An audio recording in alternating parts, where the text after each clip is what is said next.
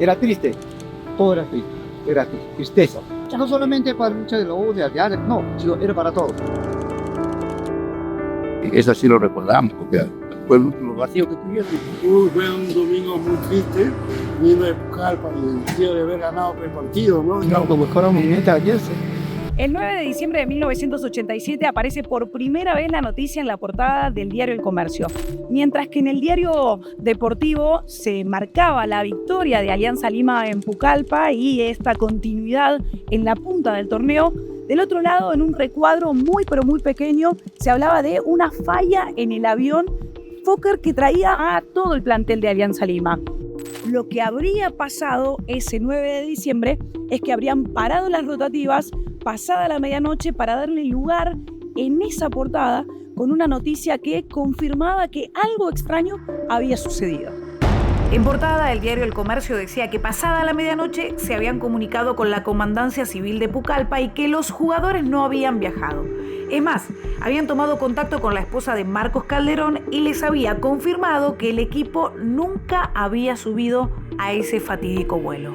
Viendo televisión, pasaban un flash en la cual se había caído un avión en el Perú con el equipo Alianza Lima. Llamé a Lima y me confirmaron. La verdad que hasta ahora me cuesta y lo siento mucho. Yo lo que hago cuando me entero, llamé a Braulio Tejada, que Braulio había jugado conmigo en menores, y bueno, era un mar de lágrimas, ¿no? Cuando levantan el teléfono, era todo llorando, lo único que hice es cortar, y ya ahí me di cuenta que Braulio había viajado con él. La tragedia enlutó a un país completo sin importar colores ni rivalidades. Eran tiempos difíciles en lo político, en lo económico y con el avance del terrorismo. La caída del Fokker fue el cierre de uno de los años más grises en la historia peruana. El gran objetivo es nacionalizar la banca y en eso no hay ningún paso atrás. El Perú vivía horas difíciles y lo que sucedió en diciembre, lamentablemente el 8 de diciembre del año 87 con la caída del Fokker, fue tremendo, fue un final de año tan golpeado y tan difícil para el Perú. El jueves 10 de diciembre, en la portada del diario El Comercio, se confirmaba que todos los jugadores y el entrenador de Alianza Lima habían muerto. El piloto se había salvado. Según las versiones, el piloto, teniente primero Edilberto Villar Molina y otros 2 ocupantes de la aeronave quedaron inicialmente con vida, entre ellos el jugador Alfredo Tomasini. Sin embargo, habrían fallecido antes de ser rescatados por ahogamiento. También explicaba que las lesiones del piloto no eran de gravedad. El único sobreviviente quedó internado en la clínica de oficiales del Hospital Naval.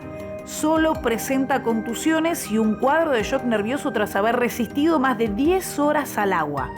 De él no se supo nada más. Se llevó quizás las respuestas de una tragedia que hasta hoy para muchos no tiene explicación. La foto que acompaña el texto es la última del equipo en Pucallpa, junto a una de Alex Berrocal de la barra aliancista, exhibiendo lo que habría sido la pelota de este último encuentro. Lo del Fokker fue el punto máximo de caída del fútbol peruano. En este futuro prometedor de una selección que nunca llegó a ser, destacaba un apellido: Escobar. ¿Qué te digo? Era el diferente, era el diferente, ¿no? Doble ritmo en el aire, se impulsaba, parecía que se suspendía ahí, le pegaba con los 2 pies, muy hábil. Y hacía unas gambetas de genio. Hacía unas gambetas derecha, izquierda, cabeceaba bien, un físico pero extraordinario. Le gana la U cuando le dice a Urquiza, al arquero de la U, yo te voy a hacer un gol, le dice de cabeza. Y en el clásico, centro de Illescas y Escobar le hace un gol. O sea, reitero, se fue una promoción de jugadores que con toda seguridad, pero así como 2 más 2 son 4, hubieran cambiado la historia de la selección peruana en cuanto sobre todo a clasificación. Escobar y los potrillos quedaron inmortalizados en el archivo fotográfico del diario El Comercio, que hoy ha digitalizado y recuperado cerca de 100.000 negativos que son parte de la historia. Y aún quedan millones por revelar. Estas son algunas de las fotos inéditas, nunca antes publicadas, de aquellos días de fútbol y de los que vinieron después.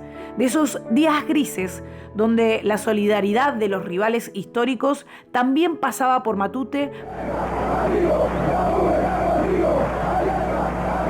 A un Roberto Martínez que había compartido un último almuerzo con varios de ellos antes de que viajaran a Pucallpa. Políticos, dirigentes, jugadores, hinchas y una foto estremecedora de un niño rezando por su ídolo. Imágenes que hasta hoy nunca habían sido reveladas. Fue uno de los momentos más duros de mi vida, que la verdad que había convivido con ellos desde el año 83, que yo tuve la fortuna de llegar a esta gran institución, hasta días previos a la tragedia.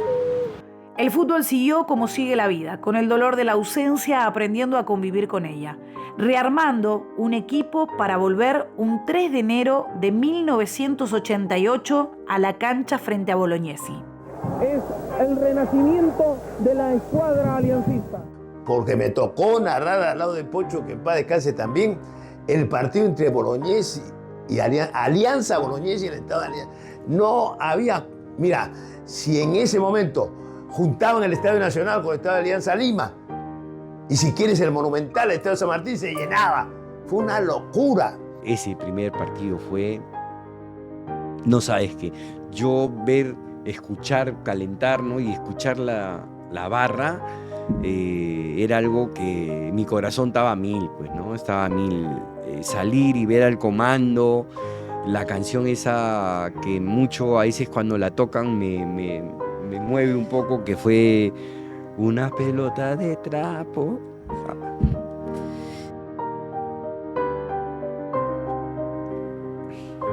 Recordar a veces es difícil. Con pena a la gloria titulaba el diario deportivo de El Comercio para despedir a los potrillos. La última fotografía ilustraba todo. Caico sonriendo y algunas caras de concentración. Habían llegado sobre la hora del partido con muchas complicaciones. Parecía un presagio de lo que vendría después. 37 años más tarde, siguen las mismas preguntas sin respuesta. Y esta foto, eterna, en el corazón de los hinchas blanquiazules.